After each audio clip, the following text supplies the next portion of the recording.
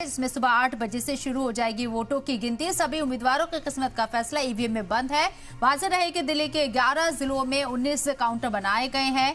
साथ ही साथ चुनाव आयोग की ऑफिशियल वेबसाइट पर नतीजे देखे जा सकते हैं। ये बड़ी खबर आपको बता रहे, सुबह 8 बजे से यहाँ पर वोटों की गिनती शुरू हो जाएगी और 70 विधानसभा सीटें हैं। वोटों की गिनती शुरू होने के साथ ही तमाम सियासी पार्टियों की धड़कनें तेज होती हुई नजर आएंगी। सलाम टीवी पर सुबह 6:30 बजे से आप ये बड़ी कवरेज देख सकते हैं। अरविंद केजरीवाल ने आज अपने तमाम कैंडिडेट के साथ मीटिंग की है।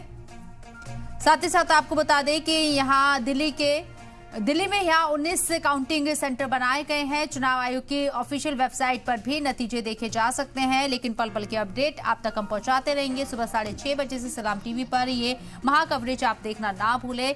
वोटों की गिनती कल सुबह 8 बजे से शुरू होगी, लेकिन पल पल के अपडेट सलाम टीवी आप तक सुबह 6:30 बजे से पहुंचाता रहेगा।